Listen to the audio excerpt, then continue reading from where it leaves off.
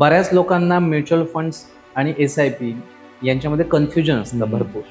दुसरं म्हणजे एकतर आपण RD करतो, पण त्याची FD करतो म्हणजे फिक्स डिपॉझिट करतो. SIP याचा अर्थ आहे सिस्टमॅटिक इन्व्हेस्टमेंट प्लॅन. तर आपण दिलेल्या तारखेला त्या महिन्याला तेवढे पैसे बँकेतनं ऑटोमॅटिक कट होतात. तर तुम्हाला 12% हे मिनिमम मिळणारच आहे. तुम्ही बिलीव्हच करू शकत नाही एवढे रिटर्न्स ह्याच्यातनं मिळतात. आता तू म्हणालास की तरुण युवकांना किंवा याचं महत्त्व काय आहे की जे चांगले 2-2 लाख पगार घेतात पण यांच्याकडे 10 लाखाची पण इन्व्हेस्टमेंट ॲज सच नाही.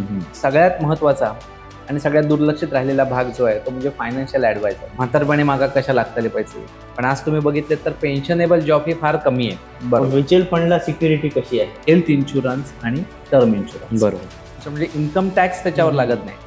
आता माझे क्लायंट्स किती असे आहेत की जे कुठे दिल्लीत आहेत, कोण हैदराबादला आहे, कोण बंगालमध्ये. 5 लाख काय 5 कोटीपर्यंतचं लोन घेऊ शकता, पण तेवढी तुमची सिक्युरिटीज पाहिजे. आपल्याकडे पूर्वापार सोन्यामध्ये इन्व्हेस्टमेंट केली जाते. खूप रील्स बघितल्या मी, घर घ्यायचं की SIP घ्यायची. जगातलं आपल्याकडे 8वं आश्चर्य मानतात. आणि साहजिकच आहे, जसं तुम्ही इनपुट देणार तसं आउटपुट मिळणार आहे. तर नमस्कार मित्रांनो, स्वागत आहे तुमचं आपल्या पॉडकास्टमध्ये. तर आज आपल्यासोबत आहेत SEBI and MP register mutual fund distributor, त्याचप्रमाणे ट्रेडिंगमध्ये ज्यांचा 15 वर्षापेक्षा जास्त एक्सपिरियन्स आहे असे अमोल सहस्रबुद्धे सर आपल्यासोबत आहेत. सर नमस्कार. नमस्कार. गेली 15 वर्ष मी ट्रेडिंगमध्ये आहे. स्पेशली मी लॉंग टर्म त्याचबरोबर शॉर्ट टर्ममध्ये इंट्राडे ज्याच्यामध्ये डेरिव्हेटिव्ह ऑप्शन्समध्ये ट्रेडिंग करत होतो. सायमल्टेनियसली अभ्यास करताना ट्रेडिंग हे शॉर्ट टर्म इन्स्ट्रुमेंट आहे आणि तुम्हाला जर वेल्थ बिल्ड करायची असेल तर तुम्हाला लॉंग टर्म इन्व्हेस्टमेंट ही करायला लागते. मग असं करता करता लक्षात आलं की इन्व्हेस्टमेंट करण्यासाठी, पैसा जनरेट करण्यासाठी आपण ट्रेडिंगचा यूज करू शकतो. आणि मग इथनं जनरेट झालेला पैसा मी इन्व्हेस्ट करायला लागलो. आणि इन्व्हेस्ट करताना मग कुठे कुठे करायचे, तर त्याच्यासाठी स्टॉक हा एक ऑप्शन आहे चांगला. बरोबर. पण त्याच्यासाठी तुम्हाला भरपूर अभ्यास लागतो. मार्केट्समध्ये होणारे अप डाऊन्स डायजेस्ट करायला लागतात. मग कॉमन मॅनने की ज्याला मार्केटची माहिती नाहीये फारशी, त्याने कशामध्ये इन्व्हेस्ट करावे, तर त्याच्यासाठी म्युच्युअल फंड्सचा बेस्ट ऑप्शन आहे. ओके. कारण सध्या सोशल मीडियावर जे यंगस्टर आहेत किंवा पटकन झटपट श्रीमंत होणं म्हणजे ते ट्रेडिंग, इंट्राडे करणं हे जास्त झालं. मग गुंतवणूक, सुरुवातीला आपण बेसिक जे गुंतवणूक म्हणजे काय किंवा इन्व्हेस्टमेंट म्हणजे काय म्हणायची, कशाला म्हणायचं? बरोबर, अगदी योग्य प्रश्न आहे. इन्व्हेस्टमेंट आणि सेव्हिंग याच्यातला फरक जो आहे तो आज आधी आपण समजून घ्यायला पाहिजे. इन्व्हेस्टमेंट म्हणजे काय, तर इन्व्हेस्टमेंटमध्ये जे पैसे तुम्ही इन्व्हेस्ट करता ते ग्रो होतात. आणि सेव्हिंग म्हणजे काय, तर जे पैसे तुम्ही वाचवता ते तेवढेच राहतात.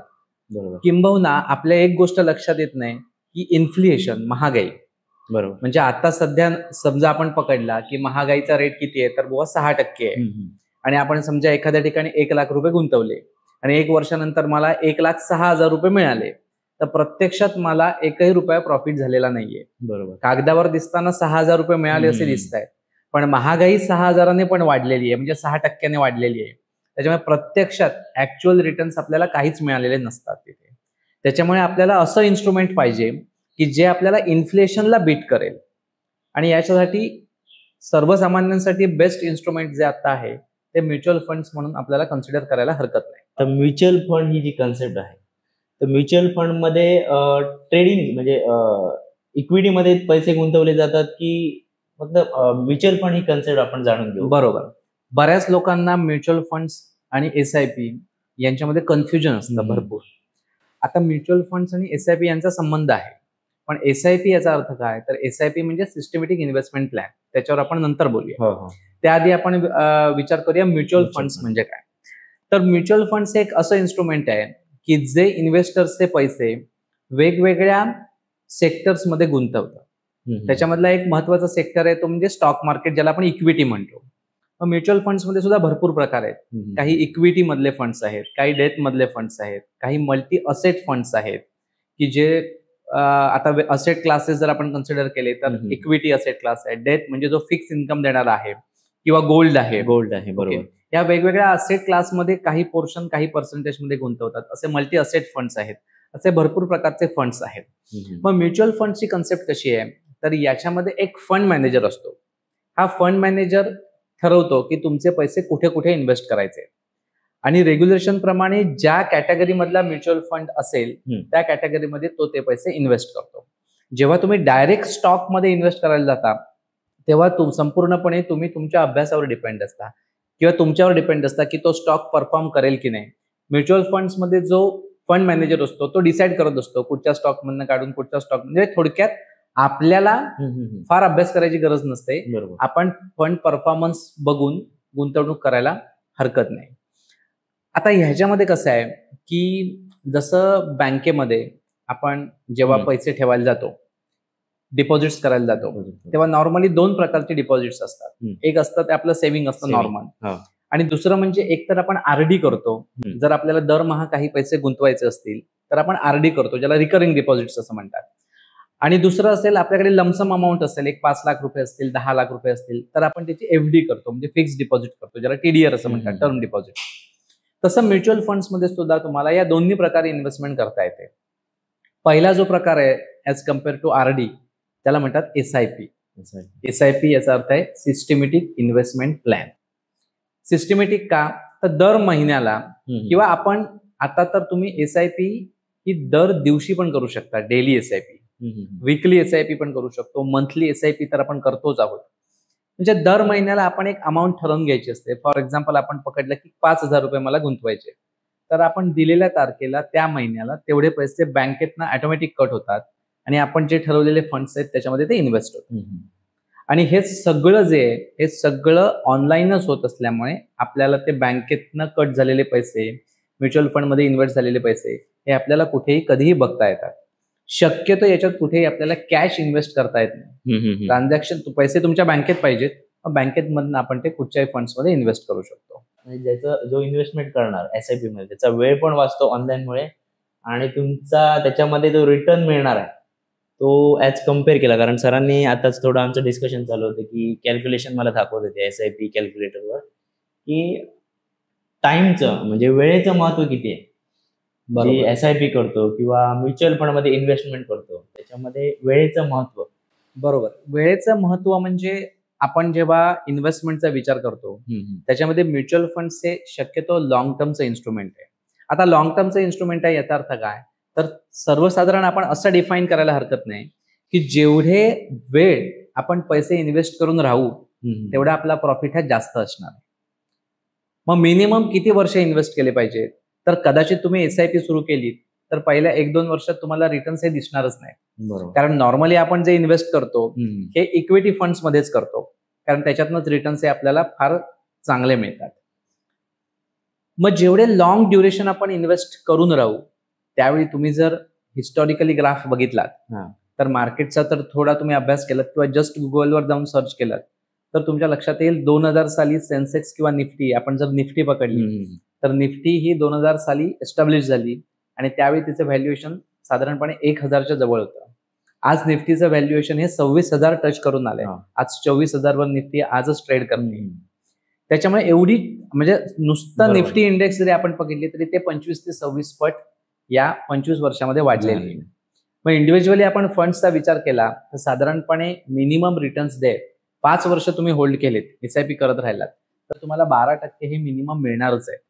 आणि 5 वर्षाच्या पुढे 10 वर्ष, 15 वर्ष, 20 वर्ष जसे तुम्ही होल्ड करत जाल तसं 15% मिनिमम रिटर्न्स तुम्हाला मिळणारच आहे. आणि ह्याचं कॅल्क्युलेशन तुम्ही केलेत ना तर नॉर्मली काय होतं, आपण जेव्हा इन्व्हेस्ट करतो तेव्हा जे रिटर्न्स आपल्याला मिळतात हे रिटर्न्स असतात सिम्पल इंटरेस्टच्या रेट. आणि जेव्हा आपण एखादं लोन करतो, होम लोन असेल किंवा कुठचाही लोन असेल, तेव्हा त्याचं रिपेमेंट जे आपण करतो हे नॉर्मली कंपाऊंडिंगने करतो.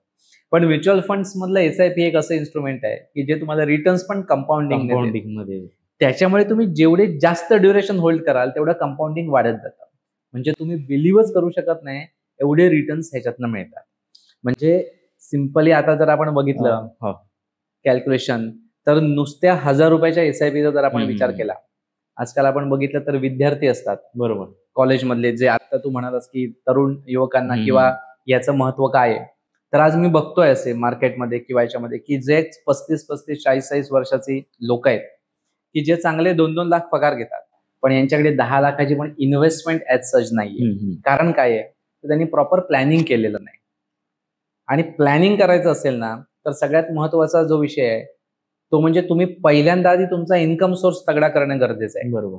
इन्कम सोर्स तुम्ही चांगला इन्कम जनरेट करायला लागलात की मग तुम्हाला इन्व्हेस्टमेंटचा विचार हा प्रामुख्याने करायलाच पाहिजे. कारण ओव्हरऑल जे मी बघितलं गेल्या 20 वर्षामध्ये या फील्डमध्ये आल्यानंतर, त्याच्यामध्ये मला असं जाणवतंय की सगळ्यात महत्वाचा आणि सगळ्यात दुर्लक्षित राहिलेला भाग जो आहे तो म्हणजे फायनान्शियल ऍडवायझर. बरोबर.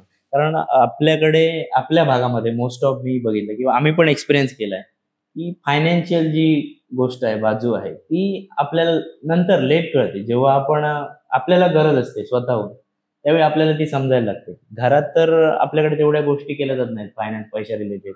ते थोडे काही गोष्टी आहेत आपल्याकडे गावामध्ये म्हणा की दुसऱ्याचं पैसे बघून बरोबर किंवा आपलं पैसे दुसऱ्याक सांगता नाही. बरोबर त्याचा फायदा होतो ते. बरोबर. मग आपले आयडियाज आहेत ते एकामेकाला देऊन आपण पैसा ग्रो करू शकतो, एकामेकाला ग्रो करू शकतो. ही कन्सेप्ट सगळ्यांनी लक्षात ठेवली पाहिजे. बरोबर. फायनान्सचं जे नॉलेज आहे ते लहानपणापासून मिळणं खूप गरजेचं आहे. मला पण आता वाटतं की लहानपणी जर मला फायनान्स रिलेटेड थोडं नॉलेज मिळालं तर बऱ्यापैकी ग्रोथ झाली असते. म्हणजे ज्या छोट्या छोट्या गोष्टी असतात ज्या आपल्याला घ्यायच्या असतात त्या साध्या साध्या इन्व्हेस्टमेंट नाही. आता सर आपल्याला दाखवतील एक एक्झाम्पल. साधारण थोड्याफार इन्व्हेस्टमेंट करून किती अमाऊंट जी आहे साधारण आपल्याला 35-40 वर्षी मिळू शकते. बरोबर. आता आपण जर विचार केला तर एखादा नवयुवक आहे जो कॉलेजमध्ये शिकतोय, जो सहज 2-3 हजार रुपयाचं पेट्रोल भरतो महिन्याला किंवा 2,000 रुपयाची पार्टी करतो, म्हणजे तो सहज 1,000 रुपये मंथली बाजूला काढू शकतो. समजा आपण त्याचं वय 20 आहे असं कन्सिडर केलं आणि 20व्या वर्षापासून त्याने 1,000 रुपयाची एसआयपी चालू केली आणि आपण फक्त 1,000 रुपयाची महिन्याला एसआयपी सुरू, म्हणजे वर्षाला तो इन्व्हेस्ट करतोय 12,000 रुपये. आता ह्याच्यामध्ये तू जे म्हटलंस की अर्ली इन्व्हेस्टमेंट का गरजेची आहे किंवा टायमिंगचं महत्व, तर ते तुला इथे दिसेल की आपण जर 1,000 रुपये इन्व्हेस्ट करायला सुरुवात केली आणि हे 1,000 रुपये जर आपण 40 वर्ष इन्व्हेस्ट केले, म्हणजे समजा त्यांनी वयाच्या 20व्या वर्षापासून सुरुवात केली आणि नंतर ते 1,000 रुपये तो इन्व्हेस्ट करायला लागला. सुरुवातीला तो स्वतःच्या पॉकेट मनीनं करायला लागला किंवा त्याच्याकडच्या पैशांकडनं, आपण असं म्हणूया की आई बाबांकडनं घेऊन तो करत होता इन्व्हेस्ट.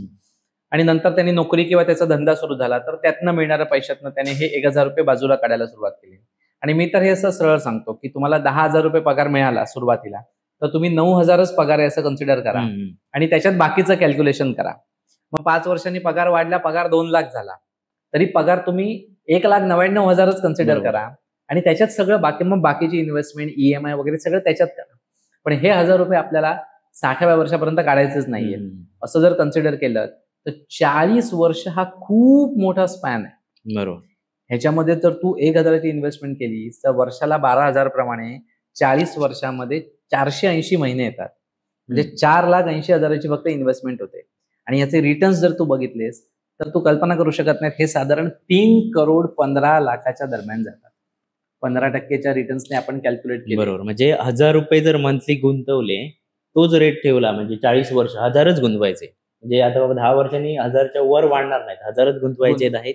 आणि रिटर्न ऑन इन्व्हेस्टमेंट बघितली तर 3,14,00,000 रुपयापर्यंत. 3,14,00,000. म्हणजे तुझे जे 4,80,000 आहेत ते ग्रो होऊन किती झाले आहेत? बरोबर. 3 करोडच्या वर तो कॉर्पस गेलेला आहे.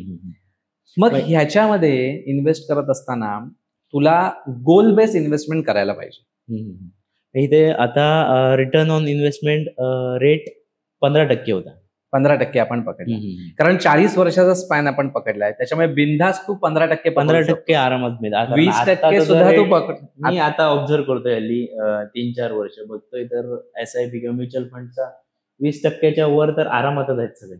बरोबर. 20-35 आता बघितले असतील खूप जण आता मार्केटमध्ये येत आहेत, इन्व्हेस्टमेंट करतायत.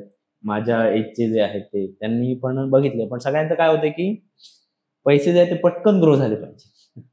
नाही, आता कसं आहे की ही एक काय म्हणू शकतो आपण की एक तरुण मुलांना असं वाटतं किंवा भरपूर लोक अशी, आता बाबा मी 20 वर्षाचं असं आणि 40 वर्ष जर पकडली तर 50-60 वर्ष झाली, मग म्हातारपणी कशाला पाहिजे एवढे पैसे, असा कधीतरी प्रश्न. बरोबर. नाही, हा प्रश्नही पडणं योग्य आहे, पण याच्यासाठी आपल्याला थोडंसं मग फायनान्शियल प्लॅनिंगच्या दृष्टीने विचार करायला पाहिजे.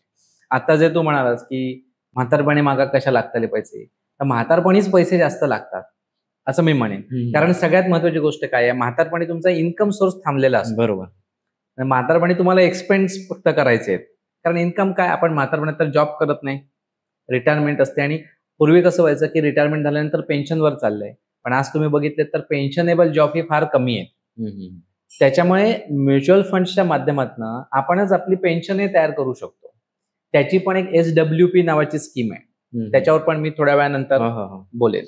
सर, म्युच्युअल फंड जे आहेत त्याला सिक्युरिटी किंवा आता बँकेतले पैसे बँकला काहीतरी झालं तर सगळं कोलॅप्स होतील, असे खूप प्रकार झालेले आहेत. बरोबर. म्युच्युअल फंडला सिक्युरिटी कशी आहे? बरोबर, अगदी योग्य प्रश्न आहे, म्हणजे खूप गरजेचा प्रश्न आहे. आता पहिली गोष्ट म्हणजे म्युच्युअल फंड्स हे ट्रस्ट ऍक्ट अंतर्गत तयार झालेलं इन्स्ट्रुमेंट आहे. त्याच्यामुळे कुठचाही म्युच्युअल फंड्स आतापर्यंत असा नाही की ज्याचं व्हॅल्युएशन शून्य झालंय. अपडाऊन्स येतात, बरोबर, पण कसं असतं, म्युच्युअल फंड्स मॅनेज करणाऱ्या कंपनीज असतात ज्यांना AMCs म्हणतात, असेट मॅनेजमेंट कंपनीज. म्हणजे आत्ताच्या घडीला आपण जर विचार केला तर भारतामध्ये साधारण 64 AMCs आहेत, 64 AMCs. त्यातल्या काही पॉप्युलर आहेत, काही पॉप्युलर नाही आहेत, काही नवीन आहेत अगदी. आणि प्रत्येक AMCचे एन नंबर ऑफ फंड्स आहेत. म्हणजे 5च फंड्स असले पाहिजेत, 10च फंड्स असले पाहिजेत असं नाही. एखाद्या फंड, आता कोणकोणत्या AMCs आहेत तर HDFC म्युच्युअल फंड आहे, SBI म्युच्युअल फंड्स आहे, निपॉन इंडिया आहे, असे भरपूर असेट मॅनेजमेंट कंपनीज आहेत.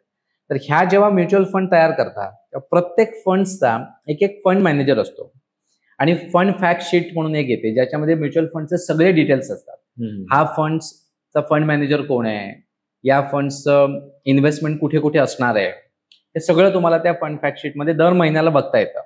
म्युच्युअल फंडच्या साईटवर जाऊन बघता येतं आणि त्याचं पब्लिकेशन्स त्यांना ते मेंडेटरी आहे. दर 6 महिन्यातनं एकदा करणं तर मेंडेटरी आहे. काही फंड्सना वर्षातनं करतात, काहींना 6 महिन्यातनं करतात. मग आपल्याला तिथे कळतं की हा फंड कुठे इन्व्हेस्ट करतोय.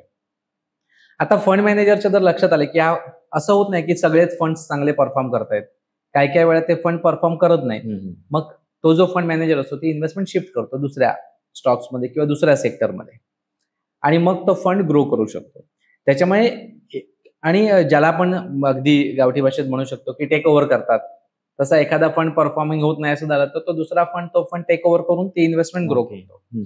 आणि हे सगळं अंडर ऑब्झर्वेशन ऑफ सेबी होत असतं. त्याच्यामुळे इथे बिनधास्त इन्व्हेस्टमेंट करायला हरकत नाहीत. चांगले रिटर्न्स घ्यायचे असतील तर तुम्ही बिनधास्त इन्व्हेस्टमेंट इकडे करा. म्युच्युअल फंड जे आहेत ते कसे निवडायचे, किंवा मला आता समजा एखादा म्युच्युअल फंड निवडायचा आहे, मंथली मला 1000-2000 रुपये तरी इन्व्हेस्ट करायचे, बरोबर, तर ते एकाच म्युच्युअल फंड मध्ये टाकायचे की कसं करायचं मॅनेजमेंट? आता याच्यामध्ये सर्वसाधारण तुला जर बेसिक अगदी सांगायचं झालं, म्युच्युअल फंड्स मध्ये इन्व्हेस्ट करण्यासाठी ऍडवायझर मच निडेड आहे. आता ऍडवायझर का गरजेचं आहे तर एक सगळ्यांना माहिती असलेलं उदाहरण सांगतो की जेव्हा आपण जर महाभारताच्या युद्धाच्या काळात गेलो, बरोबर, तर त्यावेळी श्रीकृष्ण हा पांडवांचा ऍडवायझर होता. श्रीकृष्णाने काय म्हटलं होतं की मी शस्त्र उचलणार नाही, पण मी ऍडवाइस देईन, सल्ला देईन, आणि माझं सगळं जे सैन्य 18 अक्षौहिणी सैन्य होतं ते सगळं लढणं कोणाच्या बाजून, कौरवांच्या बाजून. पण निव्वळ ऍडवायझरच्या ऍडवाइसमुळे पांडव ते युद्ध जिंकले. बरोबर. तसं म्युच्युअल फंडमध्ये किंवा कुठच्याही फायनान्शियल इन्स्ट्रुमेंटमध्ये तुम्हाला इन्व्हेस्टमेंट करायची असेल तर तुम्हाला एक ऍडवायझर गरजेचा आहे. आणि सगळ्यात महत्त्वाची गोष्ट म्हणजे तुमचा आणि ऍडवायझरचा संबंध असा पाहिजे की तुमचा त्याच्यावर पूर्ण विश्वास पाहिजे, बरोबर, आणि तो त्या पद्धतीने तुम्हाला गाईड त्याने केलं पाहिजे. मग ऍक्च्युअली फंड्स निवडायचे असतील काय, तर त्याच्यासाठी आता मला जेव्हा अनेक लोक विचारतात की मला एवढे 10,000ची SIP करायची, 2,000ची SIP करायची, किंवा मला इन्व्हेस्टमेंट करायची आहे, बेसिकली SIP करायची, लमसम करायची, तेव्हा पहिला माझा प्रश्न त्यांना असतो की किती अमाऊंटसाठी आणि किती ड्युरेशनसाठी करायची. हे सगळ्यात महत्वाचा मुद्दा आहे. एखादा म्हणेल की मला 1 वर्षच इन्व्हेस्ट करायचे आहेत, 10 लाख रुपये, पण मला 1 वर्षानंतर ते लागणार आहेत, तर ते इक्विटी फंड्स मध्ये टाकून चालणारच नाहीत. कारण इक्विटी फंड्स मधले रिटर्न्स जरी तगडे असले, म्हणजे इन्व्हेस्टमेंटचे जे गोल्स आहेत तुमचे, कशासाठी तुम्ही इन्व्हेस्टमेंट करताय हे क्लिअर पाहिजे, तरच त्यानुसार तुम्ही म्हणजे ती ठरवायची अगोदर गोल कशासाठी आपण इन्व्हेस्टमेंट करतोय आणि त्यानंतर इन्व्हेस्टमेंट करायची. बरोबर. आता याच्यामध्ये गोल्स म्हणजे नॉर्मली गोल्स बद्दल बोला. गोल्स काय ठेवू शकतो, काय असू शकतात नॉर्मली गोल्स? जेव्हा एखादा यंग अर्निंग करायला लागतो तेव्हा गोल्स मध्ये पहिला गोल त्याचा असू शकतो की स्वतःचं लग्न, म्हणजे स्वतःचं मॅरेज, त्याच्यानंतर पुढे गेल्यानंतर मुलांची शिक्षण, मग मुलांची लग्न आणि रिटायरमेंट. बरोबर, हे नॉर्मल गोल असतात. याच्यामध्ये अजून काय ऍड होऊ शकतात तर ड्रीम होम किंवा ड्रीम कार, बरोबर आहे. मग हे सगळे नॉर्मली गोल असतात. मग हे गोल अचीव्ह करण्यासाठी आपण टार्गेट सेट केलं पाहिजे, की बुवा मला कार घ्यायची आहे तर किती रुपये लागणार आहेत. मग कॅल्क्युलेशन मधनं आपल्याला किंवा कॅल्क्युलेटर मधनं आपल्याला असंही करता येतं, की बुवा आत्ता मला एक 10 लाख रुपयाची कार आवडली आहे, पण ती मी आता घेऊ शकत नाही. मला ती 5 वर्षांनी घ्यायची आहे, तोपर्यंत मी तेवढी ग्रो करणार. तर 5 वर्षांनी त्या कारची किंमत किती असू शकेल बरोबर. आणि तेवढी अमाऊंट तयार करण्यासाठी मला किती रुपये इन्व्हेस्ट करायला लागतील, एसआयपीच्या माध्यमातून असून देत किंवा लमसम पण असून देत. ह्याचं कॅल्क्युलेशन आपल्याला करता येतं आणि मग तशी गोल बेस्ड इन्व्हेस्टमेंट करायची. गोल बेस्ड इन्व्हेस्टमेंट केलीचा फायदा काय होतो, की आपण स्ट्रिक्ट टू गोल राहिल्यामुळे ती इन्व्हेस्टमेंट हलवत नाही. बरोबर. आणि मी सुरुवातीलाच म्हटलं, की म्युच्युअल फंड्स मध्ये जेवढे तो लॉंग रनला ठेवशील तेवढे तुझे पैसे ग्रो जास्त होणार आहे. तर खूप छान माहिती सांगितली. कारण ऍडवायझरची गरज खूप महत्वाची आहे. कारण मी आता बघतोय किंवा खूप आपण उदाहरणं बघतोय, युट्यूबर्स आहेत वेगवेगळे, सोशल मीडियावर वेगवेगळी माहिती मिळते किंवा वेगळी आता ऍडव्हर्टायझिंग चालते की तुम्ही इन्व्हेस्टमेंट करा, इथे एवढे रिटर्न आहे. मग तिथे लोक किंवा मी काही मुलं बघितलीत की इन्व्हेस्ट करतात डायरेक्टली तिथे. म्हणजे प्रत्येक क्षेत्रामध्ये आपल्याला एक एक्सपर्टीज लागतो किंवा गुरु लागतो आपल्याला. त्यानुसार आपण पाहिजे ते गोल्स तिथे अचीव्ह करू शकतो. कारण काही जण मी असे पण बघितले, काही जणांनी इन्व्हेस्टमेंट केली, त्यामध्ये काही 2 वर्षांमध्ये त्यांना एकदम अफाट ग्रोथ मिळाली मधल्या काळात. बरोबर. आणि नंतर त्यांनी सगळ्यांकडून पैसे जमवले आणि एका म्युच्युअल फंड मध्ये किंवा इन्व्हेस्टमेंट केली डायरेक्ट आणि तिथे ते डायरेक्टली कोलॅप्स आहे. बरोबर. मग अशी लोन करून काही जण म्हणतात की लोन करून इन्व्हेस्टमेंट करावी, त्याबद्दल पण आपण बोलू पुढे. पण इथे ऍडवाइस असा आहे की हा पॉडकास्ट जो मी करतोय ह्याचा मुद्दा असा आहे की आपल्याकडे जे ऍडवाइस न घेता, माहिती न घेता इन्व्हेस्टमेंट करणं खूप धोक्याचं आहे. तर तुम्ही सरांसारखे काही एक्सपर्टीज आहे त्यांच्याकडून माहिती घ्या आणि इन्व्हेस्टमेंट करा, हा इथे मी सांगेन तुम्हाला. एसआयपीचे किंवा म्युच्युअल फंडचे गोल्स बघत होतो. बरोबर. त्याच्यामध्ये एखादं एक्झाम्पल आपण हे करू डिस्कस. आता एक्झाम्पल बघितलं तर समजा आत्ता एक XYZ नावाची व्यक्ती आहे. समजा त्याचा मुलगा आता एक 5 वर्षाचा आहे. तर 5 वर्षाचा मुलगा आहे, समजा त्याचं लग्नाचं एम त्याने ठेवलं. तर सर्वसाधारणपणे आपल्याकडे मुलाचे लग्न हे 28 वर्षाचं असताना करतात. सर्वसाधारणपणे 25 ते 30च्या मध्ये किंवा 28 वर्ष जर आपण पकडली तर 5 to 28 म्हणजे साधारण 23 वर्ष त्याच्याकडे आहेत. आणि 23 वर्ष नंतर त्याचा लग्नाचा खर्च हा मोठा येणार आहे. मग हा खर्च जर येणार असेल तर कॅल्क्युलेशन करताना आपण कसं करतो, की आज लग्नाचा खर्च किती आहे, तर 10 लाख रुपये. मग 23 वर्षानंतर लग्नासाठी आजचे 10 लाख म्हणजे 23 वर्षानंतरचे किती लाख, तर ते अमुक लाख रुपये येतील. तर तेवढे अचीव्ह करण्यासाठी आत्तापासून किती इन्व्हेस्टमेंट केली पाहिजे, तर त्याचं एक कॅल्क्युलेशन मी इथे दाखवतो. इयर्स टू मॅच्युरिटी 23 वर्ष जर आपण पकडली आणि आत्ता खर्च आहे लग्नाचा समजा 10 लाख रुपये, बरोबर आहे, आणि चेक केला आपण तर 23 वर्षांनी हा खर्च किती असणार आहे, 89 लाख 89 लाख रुपये असणार. 54,000. आणि 89 लाख रुपये तेव्हा तयार करायचे असतील तर आत्ता मला किती पैसे गुंतवणं गरजेचं आहे, तर मंथली फक्त 6,000 रुपये गुंतवले मी, 6,700 रुपये मी मंथली गुंतवले, तर 23 वर्षानंतर माझे 90 लाख रुपये तयार होऊ शकतात. बरोबर. मग ही कॅल्क्युलेशन आपण थोडी डोक्यामध्ये ठेवून जर आपण त्याप्रमाणे इन्व्हेस्टमेंट केली तर आपल्याला एक्सपेक्टेड रिटर्न्स हे मिळणारच आहे. पण फायनान्शियली एक गोल कम्प्लीट झाल्यानंतर आपल्याला दुसरा गोल जो आहे तो अचीव्ह करू शकतो. आता कसं आहे, असं नसतं की एक गोल कम्प्लीट झाल्यावरच दुसरा गोल सुरू होणार आहे. आता असं नाही ना आपण म्हणू शकतो की समजा 2 मुलं असतील तर एका मुलाचं शिक्षण संपल्यावरच दुसऱ्या मुलाचं सुरू होईल, असं नाही होऊ शकत. मग 2 मुलं असतील तर दोघांची शिक्षण एक वेळ असं येणार आहे की सायमल्टेनियसली असणारच आहे. समजा 2 वर्षाचा किंवा 3 वर्षाचा गॅप असेल तर समजा हा फायनल इयरला असेल तर दुसरं मुलं असेल ते फर्स्ट इयरला असेल तर त्यावेळी दोघांचाही खर्च येणार आहे. मग त्या अनुषंगाने इयर्स टू मॅच्युरिटी म्हणजे गोल इम्प्लिमेंट किंवा गोल अचीव्ह कधी करायचं आहे ते कॅल्क्युलेशन करून आपल्याला तशी इन्व्हेस्टमेंट प्लॅन केली पाहिजे. पण ही गोल बेस्ड इन्व्हेस्टमेंट झाली.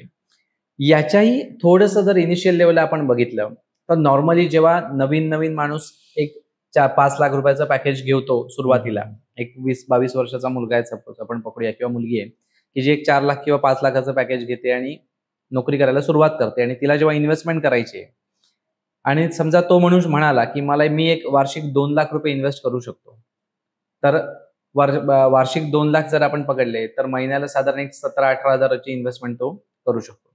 मग ही इन्व्हेस्टमेंट प्लॅन कशी करायची, तर हे 2 लाखाचं डिव्हिजन जे आहे ना, ते साधारण तुम्ही 3-4 प्रकारामध्ये केलं पाहिजे. आता इथे तुम्हाला फायनान्शियल ऍडवायझर आहे ना, याचं महत्व खूप कळतं. नाहीतर जर एखादा असेल जो ऍडवाइस घेत नाही, तो काय करतो, डायरेक्ट 17-18 हजार रुपयाची एसआयपी करून टाकतो किंवा 15,000ची एसआयपी करेल किंवा 15,000 रुपयाची आरडी लावेल.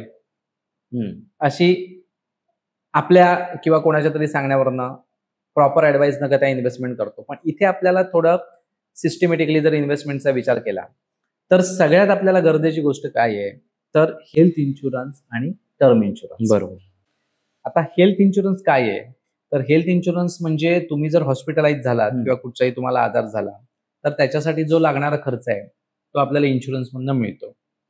दुसरा जो प्रकार आहे तो टर्म इन्शुरन्स. आता टर्म इन्शुरन्स म्हणजे काय आहे, तर एक सायझेबल अमाऊंट आपण सिलेक्ट करायची. एक 50 लाख असेल, 1 करोड असेल, आणि जर आपलं काही बरं वाईट झालं तर ती अमाऊंट असेल ती आपल्या वारसाला पुढे मिळते. म्हणजे थोडक्यात आपली फॅमिलीच्या ज्या गरजा आहेत त्या पुढे कंटिन्यू होतात. Family secure. हा बेस आहे इन्व्हेस्टमेंटचा. किंवा टर्म इन्शुरन्स म्हणजे आपण नसलो तरी आपली फॅमिली आहे ती थोडी सिक्युअर झाली पाहिजे. त्याचप्रमाणे हेल्थ इन्शुरन्स मी खूप जणांची एक्झाम्पल बघितली. आपल्या घरात पण आपण एक्झाम्पल्स बघतो. बरोबर. की एखादी मेडिकल इमर्जन्सी आली की वन टाइम आपल्याला एवढे पैसे टाकावे लागतात की तिथे आपलं पूर्ण बँक अकाउंट म्हणा, बँकेत अकाउंट नसतील तर कुठून अरेंज करून आपण वन टाइम टाकतो. मग त्यापेक्षा जर तुम्ही थोडी अमाऊंट जी आहे ती मंथली इन्व्हेस्ट केली, इयरली इन्व्हेस्ट केली, तर तुम्ही जो मोठा 5 लाख 10 लाख किती मोठाही खर्च तुमची इन्व्हेस्टमेंट असेल तसे पूर्ण निघून जातो. आजच मी एक क्लायंटचा एक हेल्थ इन्शुरन्स केला. 5-5 लाखाचं कव्हर दिलं त्यांना. अगदी यंग एज मध्ये 30शीतले.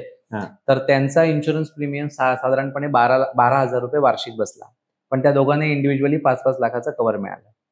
आता हे जे एकूण समजा एखादा म्हणेल की मी 2 लाख इन्व्हेस्ट करतोय, तर 2 लाखाचं प्लॅनिंग मध्ये साधारण 15 ते 18 हजार रुपये तुमचे वार्षिक हे हेल्थ इन्शुरन्स मध्ये गेले पाहिजेत. 15 ते 20 हजार रुपयामध्ये तुम्ही टर्म इन्शुरन्स प्लॅन केला पाहिजेत. म्हणजे इथे समजा 40,000 रुपये तुमचे बाजूला पडले, तर जे 1,60 उरले आहेत त्या 1,60तले मी म्हणेन 15 ते 20 हजार रुपये तुम्ही अशा फंड्स मध्ये गुंतवले पाहिजेत की जे तुम्हाला डेथ फंड्स आपण ज्याला म्हणूया, की जो इमर्जन्सी फंड म्हणून तयार होईल. आणि उरलेले जे 1.5 लाख आहेत किंवा 1,44,000 आपण पकडूया, म्हणजे 12,000च्या हिशोबाने मंथली, तर ते तुम्ही लॉंग टर्म साठी गुंतवा.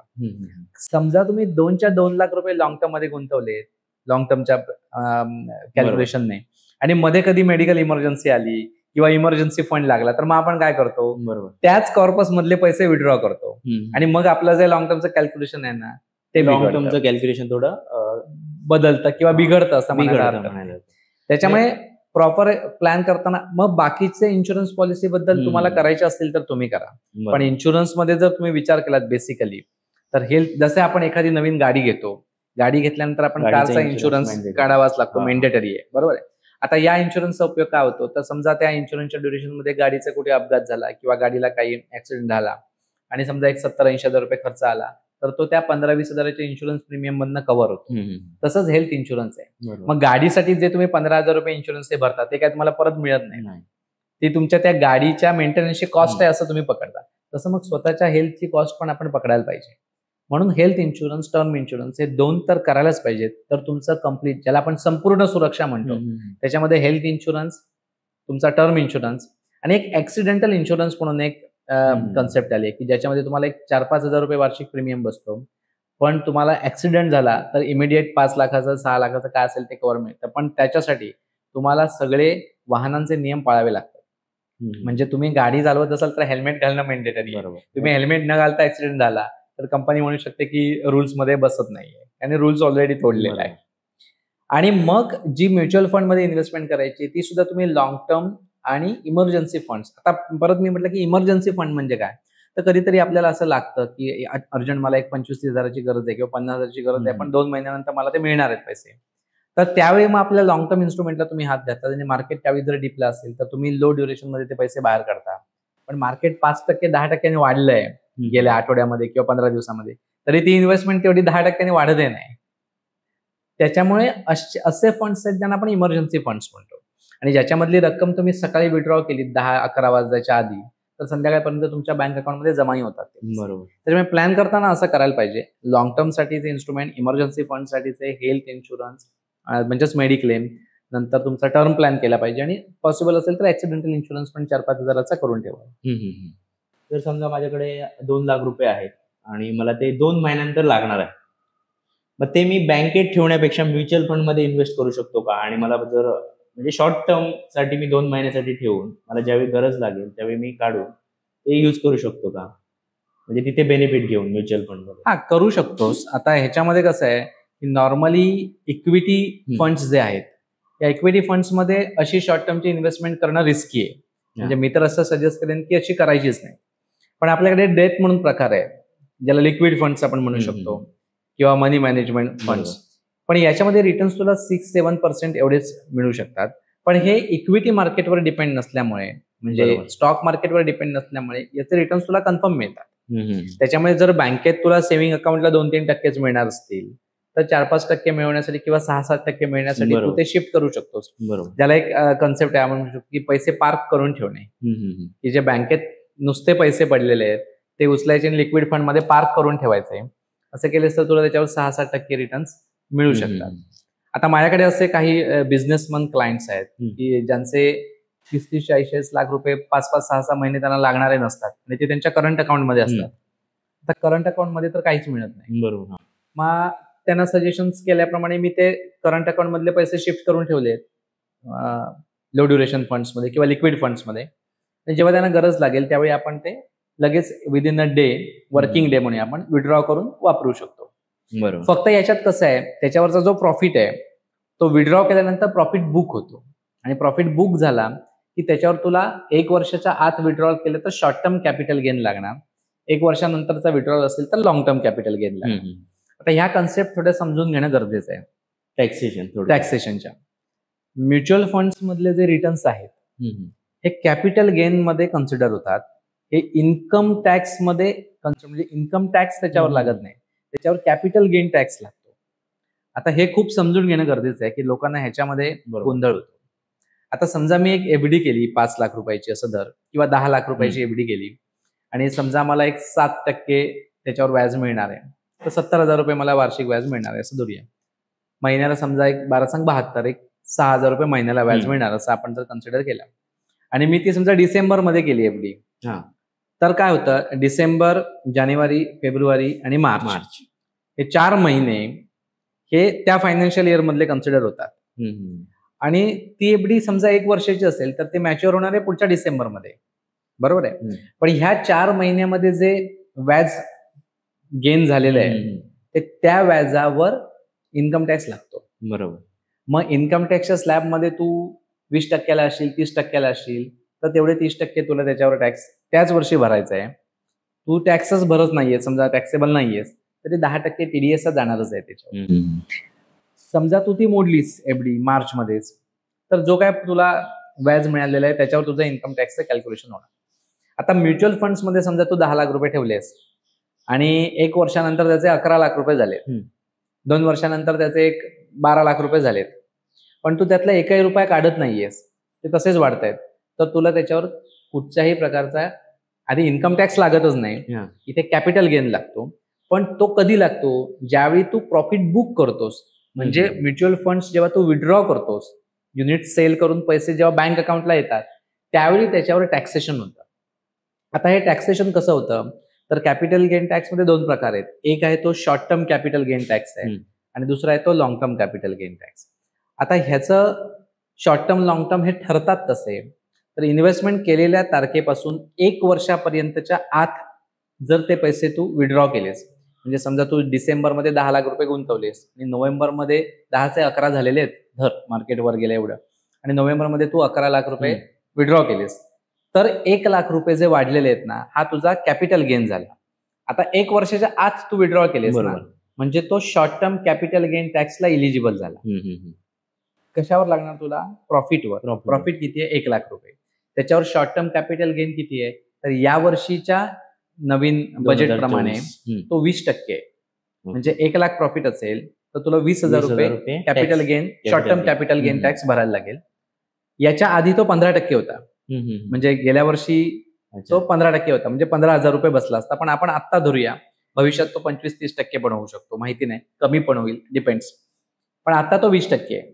पण 1 वर्षानंतर विड्रॉ केलेस, समजा या वर्षीच्या डिसेंबरमध्ये इन्व्हेस्टमेंट केली आहे, पुढच्या वर्षीचा डिसेंबर होऊन गेला आणि त्याच्या पुढच्या वर्षीच्या जानेवारीमध्ये तुला ते पैसे हवे आणि 10 लाखाचे समजा 11 लाख रुपये झालेले आहेत, तर तू 11 लाख रुपये विड्रॉ केलेस तर प्रॉफिट तुझा 1 लाख रुपये कन्सिडर होणार. पण ही withdraw long term capital gain मध्ये जाणार, कारण 1 वर्षाच्या पुढची आहे. मग लॉंग टर्म कॅपिटल गेनला रूल कसा आहे, 1,25,000 रुपयापर्यंतचा प्रॉफिट हा टॅक्स फ्री आहे. म्हणजे तुझा प्रॉफिट आता किती झाला या केसमध्ये, तर 1 लाखच झाला. मग त्याच्यावर तुला 1 रुपया कॅपिटल गेन भरायला नको. समजा एक्झॅक्टली, समजा तुला 12 लाख रुपये तुझं व्हॅल्युएशन झालंय, 2 वर्ष तू होल्ड केलेस आणि 10चे 12 लाख रुपये झाले आणि 2 वर्षानंतर तू ते विड्रॉ केलेस. जोपर्यंत तू विड्रॉ करत नाहीस तोपर्यंत कॅपिटल गेन कॅल्क्युलेट होणार नाही. कॅपिटल गेन हा ज्यावेळी आपण विथड्रॉ करणार बरोबर त्यावेळीच लागणार, त्या डेटला तो कन्सिडर होणार. आणि तो सुद्धा लागताना कसा लागतो ते पण सांगतो मी, की 10 लाखाचे आता 12 लाख रुपये झालेत, 2 लाख तुझा प्रॉफिट आहे, 2 वर्षानंतर तू विड्रॉ केलेस सगळे, तर 2 लाख रुपयावर लॉंग टर्म कॅपिटल गेन टॅक्सचं कॅल्क्युलेशन होणार. 2 लाखातले 1,25,000 रुपये टॅक्स फ्री झाले, त्याच्यावर लागत नाही टॅक्स, म्हणजे 75,000 रुपये तुला टॅक्सेबल आहेत. या 75,000 वर किती टक्के लागतो capital gain, long term capital gain, तर तो या वर्षीप्रमाणे 12.5% लागतो. मग इन्कम टॅक्सच्या स्लॅबमध्ये तू 20% असो, नाही तर 30% असतील, नाही तर 10% असतील, नाही तर 0 म्हणजे भरतच नसतील, तर कॅपिटल गेन तुला हा 12.5% भरायलाच पाहिजे. त्याच्यामुळे 75,000चं 12.5% म्हणजे 10% पकडलं तर 7,500 होतात आणि अजून 2% म्हणजे 10,000 रुपये तुला फक्त कॅपिटल गेन भरायला पाहिजे. जर असेल इन्व्हेस्टमेंट शॉर्ट टर्म असेल तर 20% भरावं लागेल. बरोबर. आणि इथे जर लॉंग टर्म झालं तर 20%चा 12%वर आहे, 12.5%वर येतो. 12.5% प्लस 1.25 लाख रुपये प्रॉफिट. किती हे लेंथ वेळेचं महत्व आहे आणि प्रॉपर नॉलेज असणं हे गरजेचं आहे. आता त्यातही अजून एक गंमत आहे, 1.25 लाख रुपये हा पर इयर टॅक्स फ्री आहे.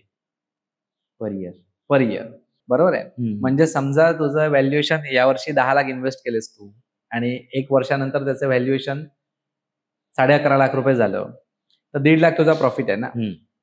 त्याच्या पुढच्या वर्षी त्याचं व्हॅल्युएशन 2 वर्षांनी 13 लाख रुपये झालं, तर 3 लाख रुपये तुझा प्रॉफिट आहे. मग तेव्हा तू विड्रॉ केलेस तर 3 लाख प्रॉफिट मधला 1.25 लाखच टॅक्स फ्री आहे, कारण विड्रॉ झालं, बुक झाल्यावर कॅल्क्युलेशन होतं. पण समजा 1 वर्ष झाल्यानंतर तुझे 10चे 11 झाले, तर त्यावेळी तू ते 11 बुक करून रिइन्व्हेस्ट केलेस, ओके, तर त्या वर्षी तुला 1 लाख रुपयाचा बेनिफिट झाला.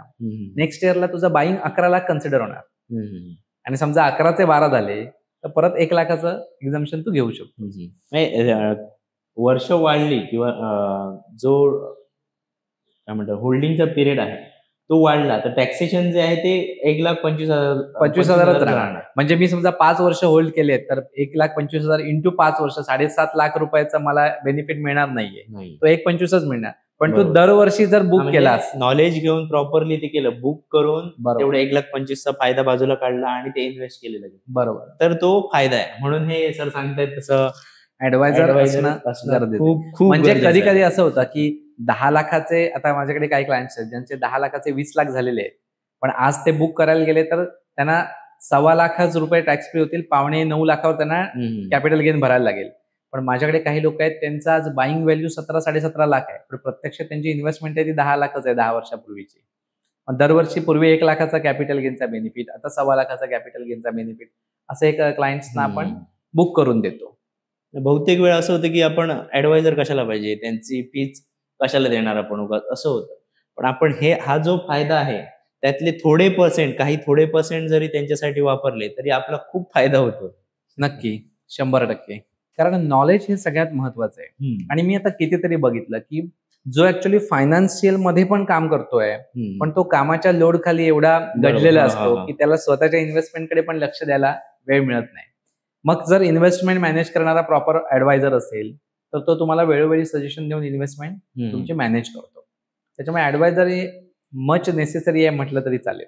पण म्युच्युअल फंड मध्ये जी इन्व्हेस्टमेंट करतो ती मंथली करणार किंवा वन टाइम करतात काही जण, बरोबर. मग ती जी इन्व्हेस्टमेंट असेल, एक एक्झाम्पल घेऊ आपण, साधारण 10,000 रुपये मला आता इन्व्हेस्ट करायचे, दर मंथली मी म्युच्युअल फंड मध्ये टाकायचे असं ठरवलं, बरोबर. ते एका म्युच्युअल फंड मध्ये टाकायचे की आता भरपूर मार्केटमध्ये म्युच्युअल फंड्स आहेत, बरोबर.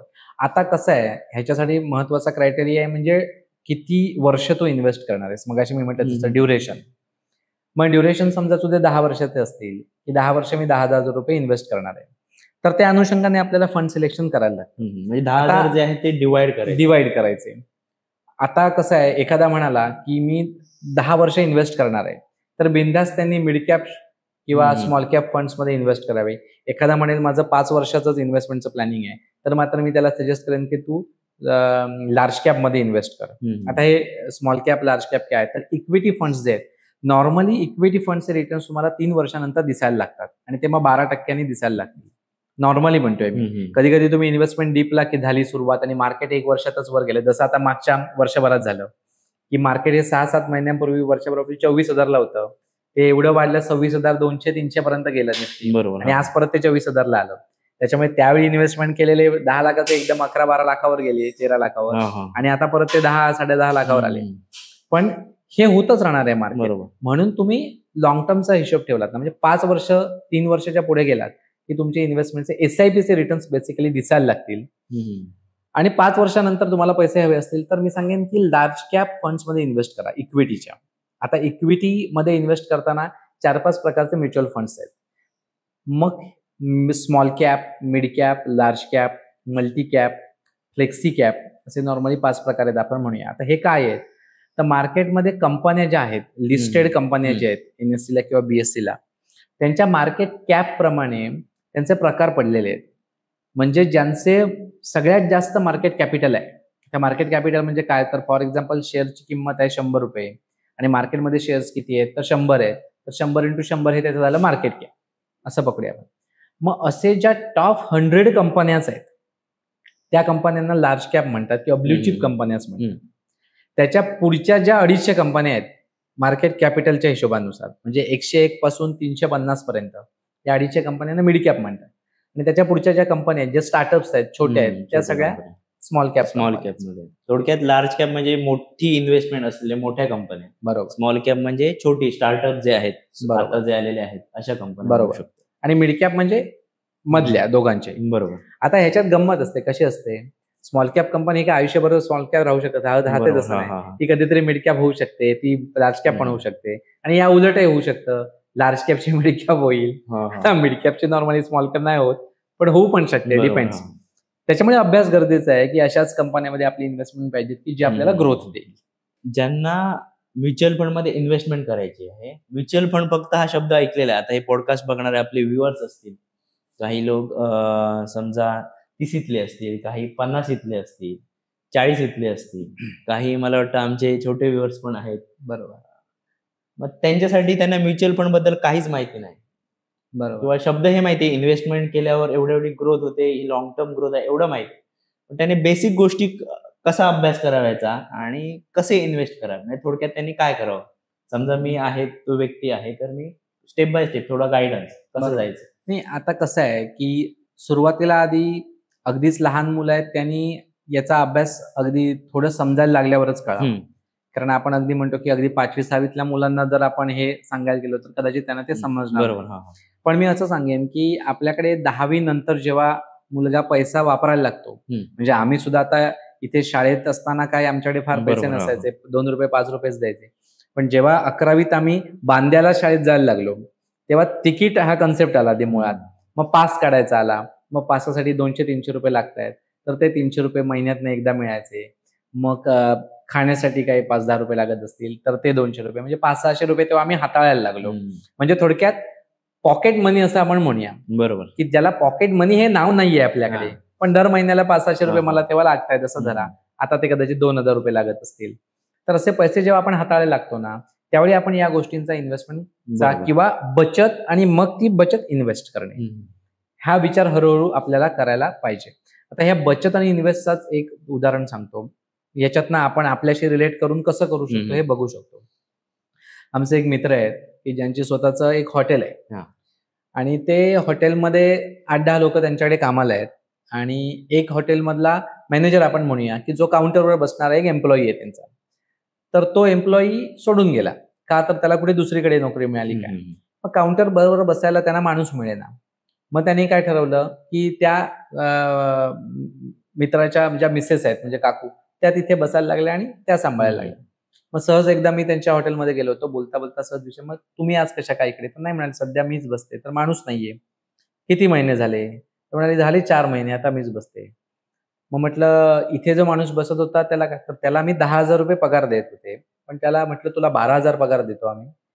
तरी तो इथे बसायला कबूल नाही, कारण त्याचे काही अडचणी असतील, तो गेला. मग मी सहज त्यांना प्रश्न विचारला, की "मग तुम्ही किती पगार घेता?" तर त्या म्हणाल्या, "मी कसा पगार घेणार? तर माझंच आहे ना." मग म्हटलं 12 किंवा 10,000ची प्रोव्हिजन ऑलरेडी त्यांनी केलेली आहे बिझनेसमध्ये, की हे ₹10,000 एक्सपेन्स या ठिकाणी बसणाऱ्या माणसासाठी जात आहेत. मग तिथे जर मी स्वतःच बसतोय किंवा माझा घरातला माणूस बसतोय, तर त्याला पण ते पैसे दिले पाहिजेत. आणि तुम्ही जर स्वतःचाच बिझनेस आहे म्हणून ते घेताय, तर ते पैसे घ्या आणि मग इन्व्हेस्ट करा. म्हणजे तुमच्या खर्चामधनंच पैसे आत आले आणि ते इन्व्हेस्ट झाले. हा विचार जेव्हा तुम्ही करायला लागाल ना, त्यावेळी माझंच आहे बरोबर आहे. पण आज मी तिथे माणूस बसवला तर त्याला मी ₹10,000 देतोच आहे ना. मग माझ्याच माणसाला मी बसवतोय आणि त्याला फुकटात वापरतोय. मग त्यांच्या लक्षात आलं, अरे हो, हे तर आपण करू शकतो. मग तुम्ही ते ₹10,000 काकूंना देताय असं धरा आणि ते दोघांच्या नवे ₹5,000 इन्व्हेस्ट करा. खूप इंटरेस्टिंग मग पॉइंट. खूप महत्वाचा पॉइंट आहे हा. मग हे त्यांच्या लक्षात आल्यानंतर ते म्हणाले, हा बरोबर आहे. मग त्यांची चक्र तशी फिरली आणि मग त्यांनी आता दोघांनी ₹10,000 एसआयपी चालू केली. आपले व्ह्युअर्स असणार हा पॉडकास्ट बघून ज्यांना म्युच्युअल फंड मध्ये ऍडवायझरी लागणार आहे, मग त्यांनी तुमच्याशी कसा कॉन्टॅक्ट साधायचा, कसं काय? नाही, आता कॉन्टॅक्ट साधायचा म्हणजे बेसिकली ते मला मोबाईलवर कॉन्टॅक्ट करू शकतात. माझा मोबाईल नंबर आपण देऊ. डिस्क्रिप्शन मध्ये तो ऍड करेन सरांचा कॉन्टॅक्ट. त्याच्यामध्ये व्हॉट्सअप नंबर पण दे, ईमेल आयडी पण आपण देऊ. ते व्हॉट्सअप थ्रू, मेल थ्रू मला कम्युनिकेशन करू शकतात. फोनवर आम्ही बोलू शकतो आणि दुपारनंतर संध्याकाळपर्यंत किंवा रात्रीपर्यंत कधी ते कम्युनिकेट केलं मला, तर मी त्यांच्याशी कम्युनिकेशन करून त्यांना गायडन्स देऊ शकतो. आपली जी सगळी सिस्टीम आहे ही सगळी ऑनलाईन आहे. त्याच्यामुळे अकाउंट ओपन करण्यापासून डिस्ट्रीब्युशन करण्यापर्यंत मला येऊन भेटलाच पाहिजे असं काही नाही. आता माझे क्लायंट्स किती असे आहेत की जे कुठे दिल्लीत आहेत, कोण हैदराबादला आहे, कोण बंगालमध्ये. आता समजा उद्या तूच कुठे बेंगलोरमध्ये स्थायिक झालास आणि तिथे तुझे अजून 4 मित्र असतील आणि त्यांना इन्व्हेस्टमेंट करायची असेल, तर सगळं आपण ऑनलाईन त्यांचं अकाउंट ओपन करून त्यांच्याशी कम्युनिकेट करून. आता तर आपल्याला खूप बरं आहे की आपण गुगल मीटच्या माध्यमातून बोलू शकतो, व्हॉट्सअप व्हिडिओ कॉलच्या माध्यमातून बोलू शकतो. त्याच्यावरनं बऱ्याच क्लायंट्सना मी बऱ्याच गोष्टी समजावल्यात, सांगितल्यात आणि त्यांची इन्व्हेस्टमेंट आपण घेतली आहे. त्याच्यामुळे डिस्टन्स हा बॅरियर आता राहिलेला नाहीये. आज माझे अनेक क्लायंट्स असे आहेत की जे आउट ऑफ स्टेट आहेत किंवा काही क्लायंट्स आउट ऑफ कंट्री पण आहेत. तशा पद्धतीने त्यांचे एनआरई, एनआरओ अकाउंट ओपन करून तशा इन्व्हेस्टमेंट आपण त्यांच्या घेतलेल्या. बरोबर. तर आता ऍडवायझरी मध्ये कोणकोणत्या तुम्ही ऍडवाइस देता, म्हणजे फायनान्शियल रिलेटेड? आता फायनान्शियल रिलेटेड मगाशी म्हटलं तसं की एक म्हणजे इन्व्हेस्टमेंट आणि ज्याला आपण म्हणतो की संपूर्ण सुरक्षा. संपूर्ण सुरक्षा कशी करावी, तर त्याचं जे इन्कम आहे त्या इन्कम मधनं तो किती पैसे इन्व्हेस्ट करू शकतो, किती पैसे हे त्यांनी मेंडेटरी केलेच पाहिजेत. म्हणजे मी मगाशी म्हटलं तसं की एखादा 4 किंवा 5 लाख रुपये जर वार्षिक कमवतोय, तर त्याचं एज समजा अगदी यंग असेल तो, तर त्याच्यावर जबाबदाऱ्या काय ते आपण आधी बघितल्या पाहिजे. आज मुलं अनेक अशी आहेत की ज्यांना फक्त त्यांचे पैसे त्यांनीच वापरायचे आहेत, कारण घरी ऑलरेडी सेट आहेत, आई वडील सेट असतात किंवा त्यांना गरज नसते. मग हा आजकालच्या नवीन मुलांचं कसं असतं की मला समजा एक ₹25,000 पगार मिळायला सुरुवात झाली की पहिलं त्याचं एम असं असतं की मला आयफोन घ्यायचा आहे किंवा मला बुलेट घ्यायची आहे. आणि मग तो 1 लाख, 1.5 लाख रुपयाचा आयफोन घेतो किंवा एक 2-3 लाख रुपयाची ती बुलेट घेतो आणि ती घेतो फक्त तो आणि मग त्याचे ईएमआय तो भरतो. बरोबर. त्याचं कॅल्क्युलेशन कसं ठरतं की 25,000 आहेत ना, 10-12,000 रुपये मला राहण्याला आणि खायला जात आहेत, 15,000 रुपये किंवा 12,000 रुपये माझे उरत आहेत, त्यातले 6,000चा मी ईएमआय भरू शकतो. कसला बुलेटचा 6,000चा ईएमआय, 3,000 मी आयफोनचा ईएमआय भरू शकतो. आणि काय होतं आजकाल की ही इलेक्ट्रॉनिक इन्स्ट्रुमेंट्स आहेत ना, ही तुम्हाला EMI were no cost EMI concept आहे. मग तिथे आपण भूलतो की अरे 1 लाखाचा 1 लाखालाच मला मिळणार आहे आणि 6 वर्ष मला भरता येतील. पण त्यांनी जर ते ईएमआय न भरता ते जर एसआयपीच्या माध्यमातून इन्व्हेस्ट केले तेवढी वर्ष, तर कदाचित तो 10 वर्षांनी किंवा 5 वर्षांनी 10 आयफोन घेईल एवढी त्याची इन्व्हेस्टमेंट किंवा 4 बुलेट घेईल एवढा पैसा त्याचा तयार होऊ शकतो.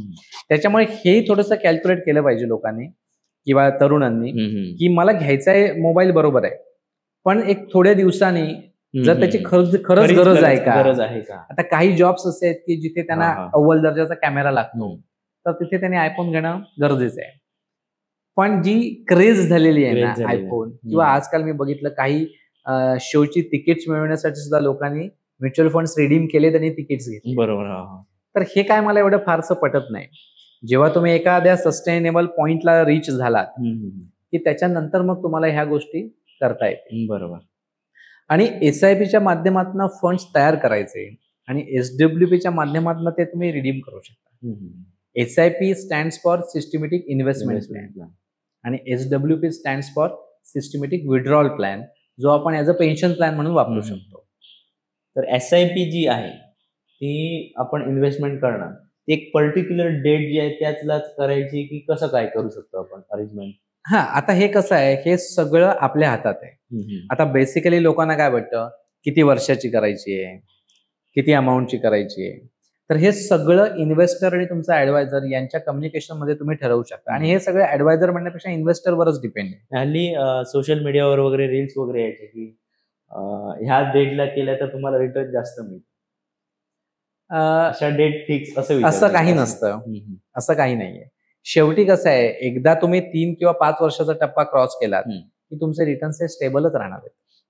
त्याच्यामध्ये मार्केटमध्ये जरी डीप आला तरी तुमच्या इन्व्हेस्टमेंटचे तेवढे डीप त्या तुलनेनं येत नाहीत. कारण इन्व्हेस्टमेंट जर ऍडवायझर प्रॉपर असेल तर तो त्या पद्धतीने फंड सिलेक्शन त्यांनी केलेलं असतं. आणि मार्केटमध्ये अपडाऊन्स येणारच आहे. आणि SIPचा सगळ्यात मोठा बेनिफिट काय, जर मी SIP करतोय, 2 वर्ष SIP करतोय, मार्केट चांगलं चाललंय, आता सध्या मार्केटला डीप आलाय, मग या डीप मध्ये सुद्धा माझी SIP एक्झिक्यूट होईल ना, त्यावेळी जे युनिट्स मध्ये परचेस होतील ना ते लो प्राइसला परचेस होतील. बरोबर. त्याच्यामुळे काय होईल, मला साहजिक क्वांटिटी जास्त मिळेल ना. समजा एखाद्या युनिटची किंमत 10 रुपये असेल आणि त्याच्यामध्ये मी समजा 1000 रुपये इन्व्हेस्ट करतोय, तर 100 क्वांटिटी ऍड होत होती. आता जेव्हा मार्केट वर होतो तेव्हा त्याची किंमत 11 रुपये झाली होती, मग क्वांटिटी माझी थोडी कमी ऍड झाली. आज त्याची 9 रुपये किंमत आहे समजा, तर माझी 110-112 युनिट्स ऍड होतील त्या 1000 रुपयामध्ये. म्हणजे ओव्हरऑल माझी क्वांटिटी वाढणार आहे आणि ऍव्हरेज प्राइस थोडी कमी येणार. बरोबर. आणि 5-10 वर्षानंतर सायझेबल क्वांटिटी तुमच्याकडे असेल ना, तर तुमची इन्व्हेस्टमेंटची ग्रोथ ही फार चांगलीच दिसणार आहे तुम्हाला. एक क्लायंट्स आहेत माझ्याकडे की ज्याने 2013-14 पासून इन्व्हेस्टमेंट केली, पण ती त्यांनी कशी केली, स्वतःच्याच, आणि अर्थात 2013-14 पासून एवढी साधनं पण नव्हती.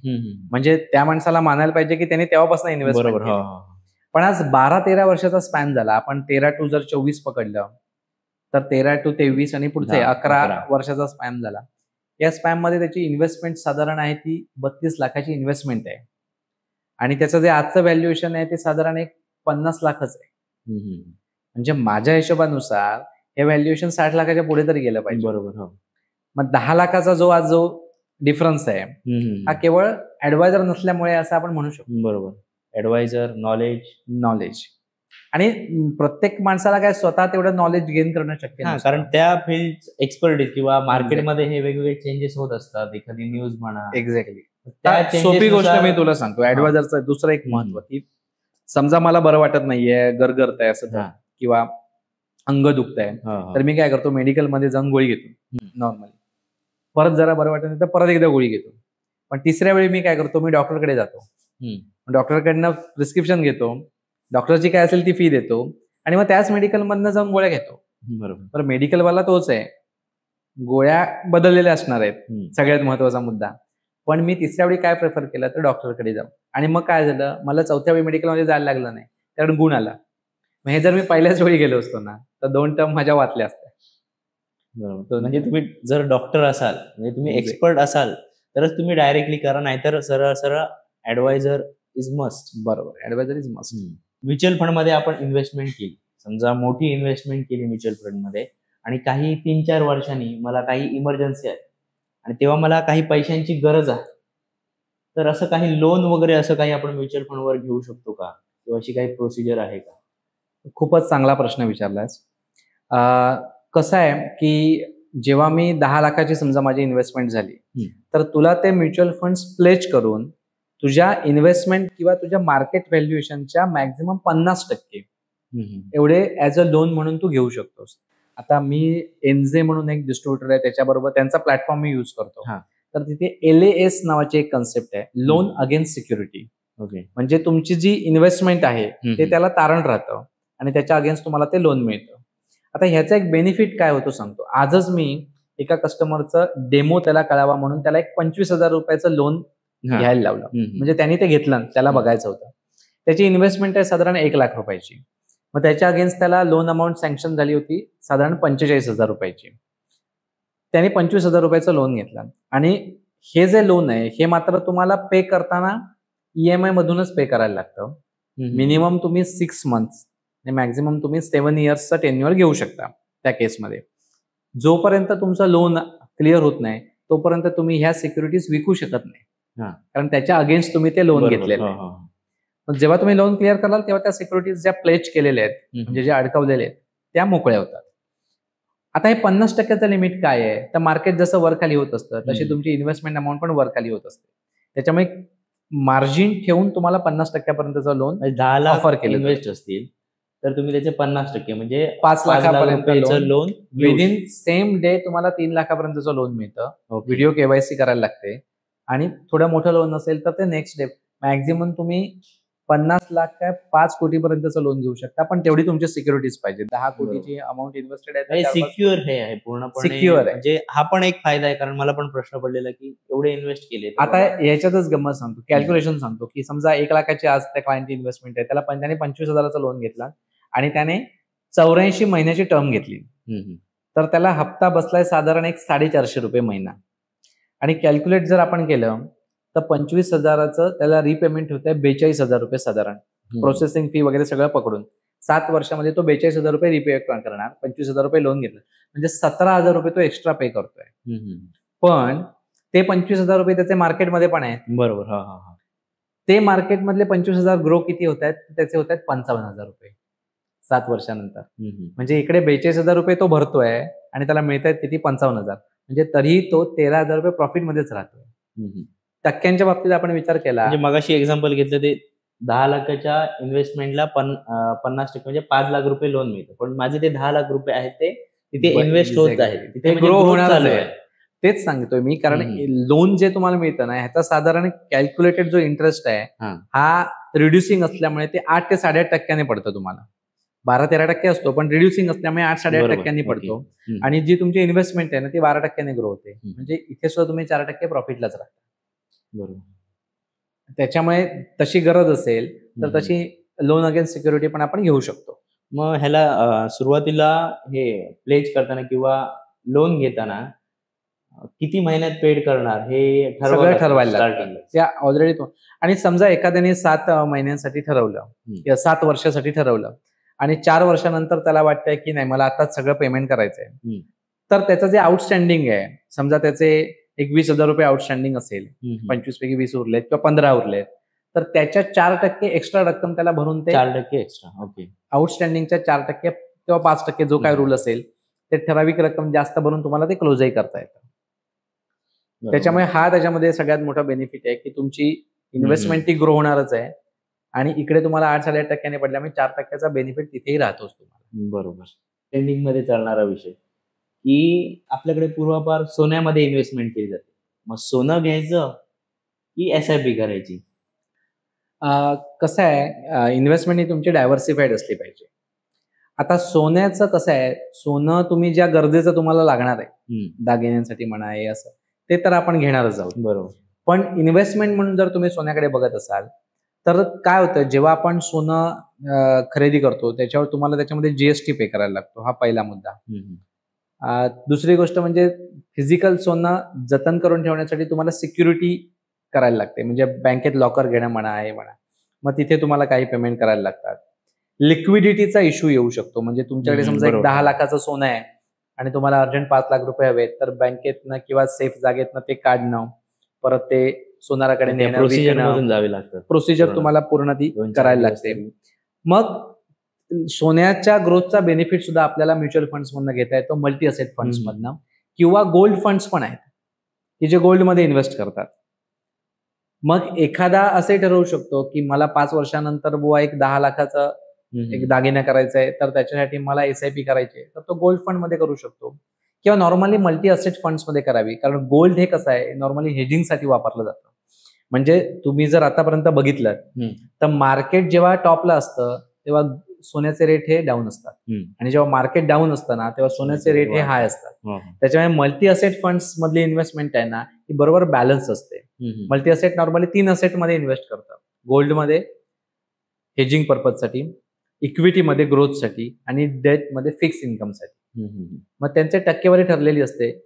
फंड्समध्ये ती फ्लेक्झिबल असते, 40%, 40%, 20% अशी. मग अशा फंडमध्ये इन्व्हेस्ट केले ना तर तुमचा पोर्टफोलिओ हा कम्पॅरेटिव्हली चांगली ग्रोथच दाखवतो.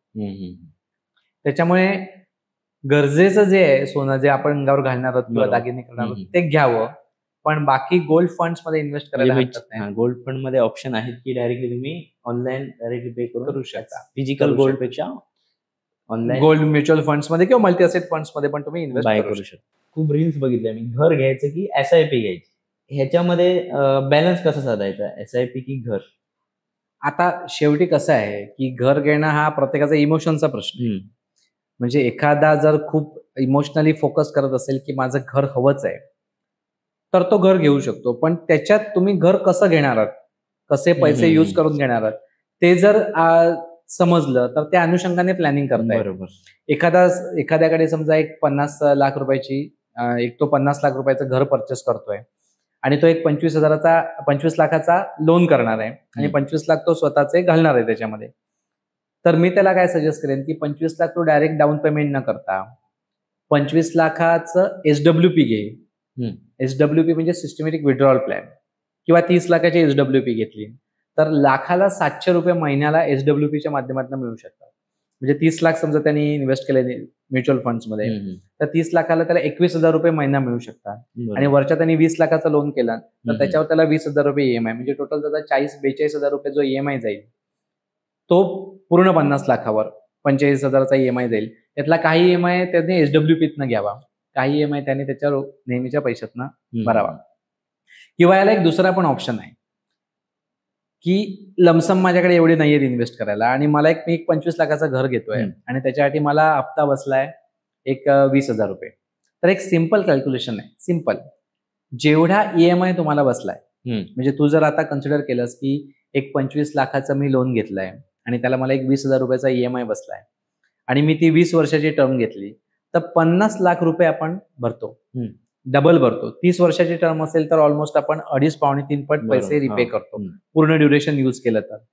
जेवढा तुझा EMI आहे त्याच्यात जर 10%ची तू SIP केलीस डेडिकेटेड टू होम लोन, म्हणजे 20,000 रुपये EMI असेल तर 2,000 रुपये 22,000 रुपये एक्स्ट्रा भरायचे.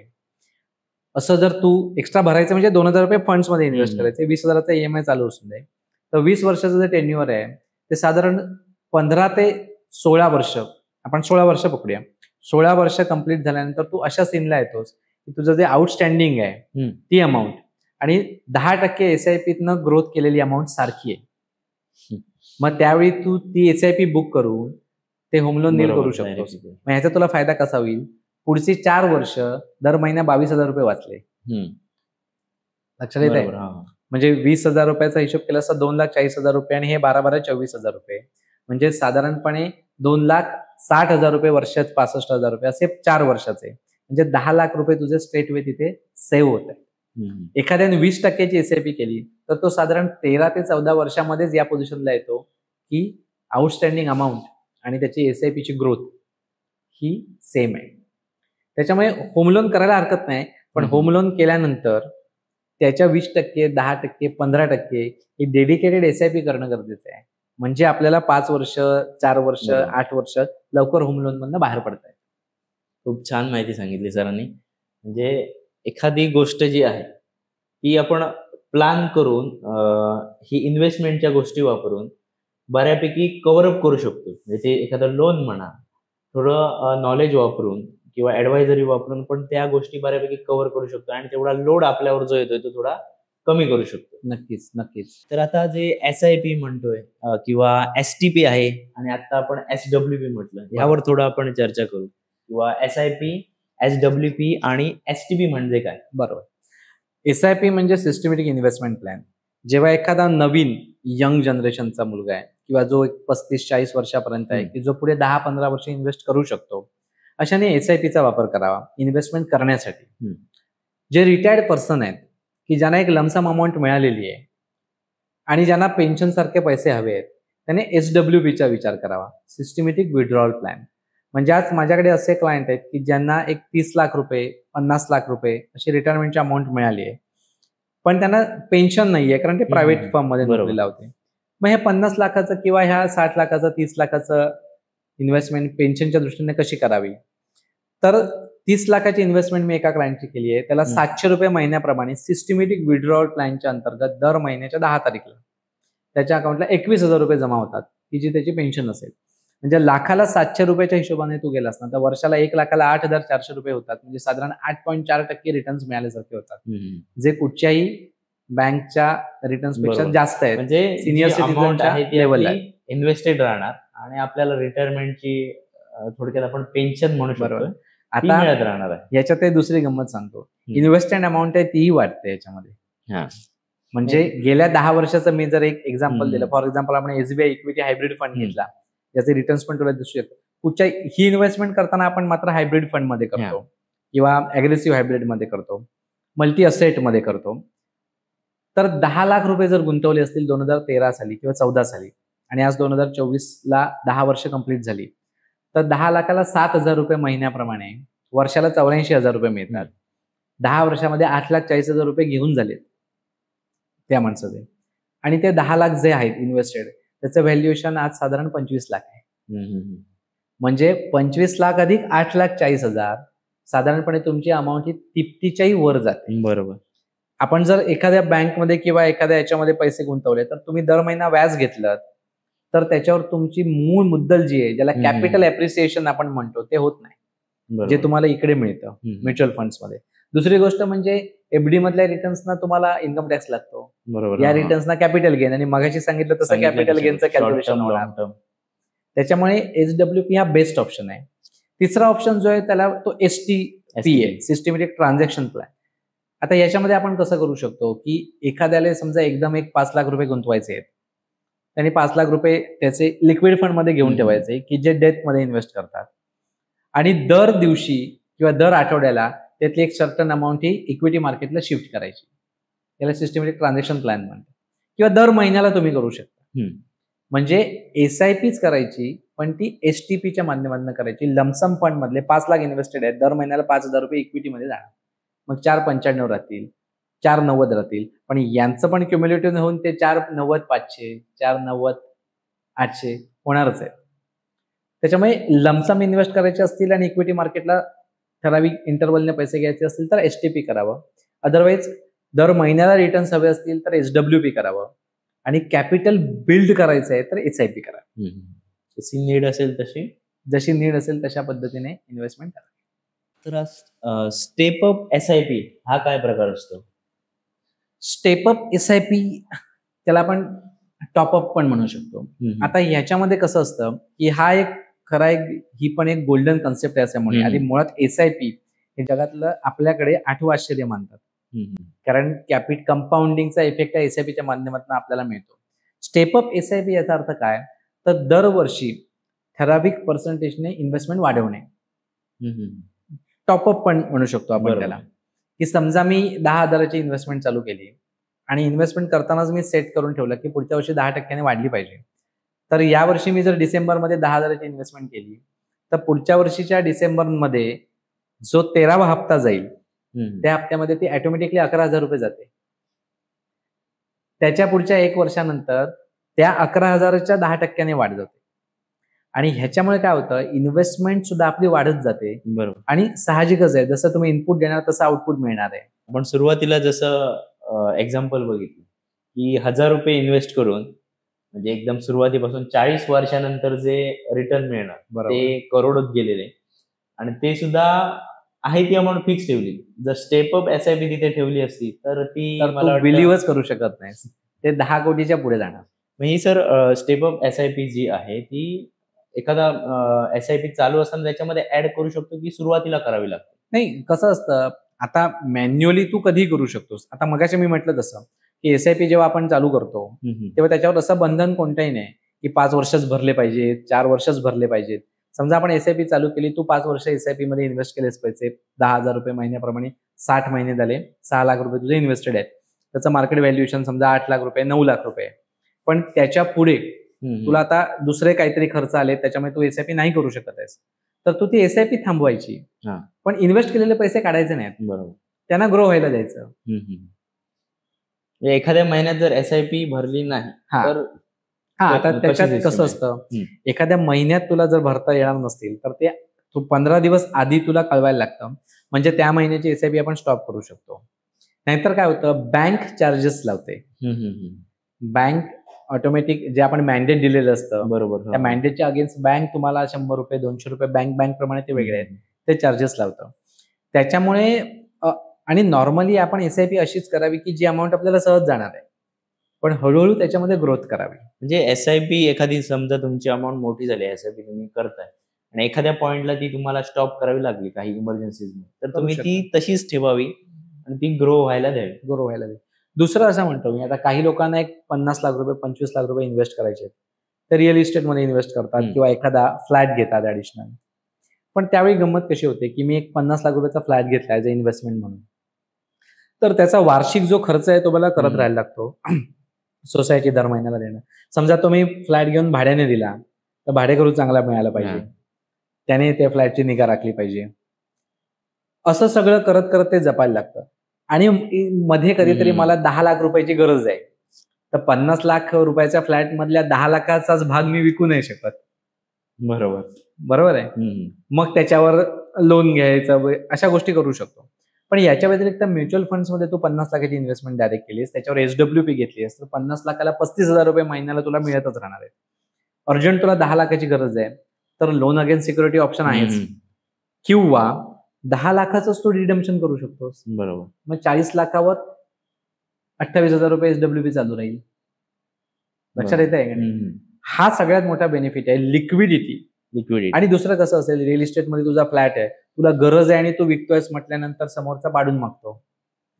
किंमत त्याची 50 लाख असेल तरी तो म्हणणार नाही 40 लाखालाच दे, आणि आपण अडलोय म्हटल्यानंतर आपण सुद्धा मग कुठेतरी कॉम्प्रोमाइज करतो. त्याच्यापेक्षा SWP लमसम हा बेस्ट ऑप्शन आहे, याच्यातनं तुम्हाला रिडम्पशन तुम्ही दर महिना करू शकता. एखाद्याला SWP नाही करायचे तर तो लमसम इन्व्हेस्ट करून पण होल्ड करू शकतो, किंवा असंही काही लोक करतात, हायब्रिड फंड मध्ये इन्व्हेस्ट करतात, SWP घेतात आणि रिटर्न आलेले पैसे नको आहेत, मग ते अग्रेसिव्ह फंड्स मध्ये SIP करतात. असंही करू शकतो. बरोबर. 10 लाख रुपये लमसम इन्व्हेस्ट केले अग्रेसिव्ह फंड मध्ये, तिथनं दर महिन्याला 7,000 रुपये घेतोय. इथे लिक्विडिटी हा मोठा एक सगळ्यात महत्त्वाचा मोठं बेनिफिट म्हणू शकतो. अडकून राहत नाही आपण, म्हणजे बायर शोधायला लागत नाही. नाही तर बरेच एक्झाम्पल बघितलेले आहेत, जमिनी आहेत, करोडोच्या जमिनी आहेत, पण इमर्जन्सी उद्या पैसे लागतील परवा लागतील तर त्यांना खूप बँकेमध्ये त्या गोष्टी करा. आणि मग करोडोच्या जमिनी काही म्हणजे बऱ्यापैकी अर्ध्या किमतीत द्याव्या लागतात, कारण गरज असते. पण इथे तसं नाही की तुम्ही डायरेक्टली आहे ती अमाऊंट बस सेफ ठेवून तुम्ही पैसे वापरू शकता. तर SIPचे आपण जसे ऍडव्हान्टेजेस बघतो, तसे काही इतर इन्व्हेस्टमेंटच्या तुलनेत काही डिसएडव्हान्टेजेस आहेत का? डिसएडव्हान्टेजेस तसे बघितलेस तर काहीच नाहीये. पण डिसएडव्हान्टेज म्हणजे मला डिसएडव्हान्टेज झाला असं कोण म्हणेल की ज्याने स्वतः सुरुवातीला चुकीचं सांगितलं की मला 5 वर्ष इन्व्हेस्ट करायचे आहेत आणि 2च वर्षांनी तो म्हणाला नाही मला आता पैसे काढायचे, तर समजा त्याची 2 लाखाची इन्व्हेस्टमेंट झाली असेल, मार्केट व्हॅल्युएशन 1,90,000 पण असू शकतं.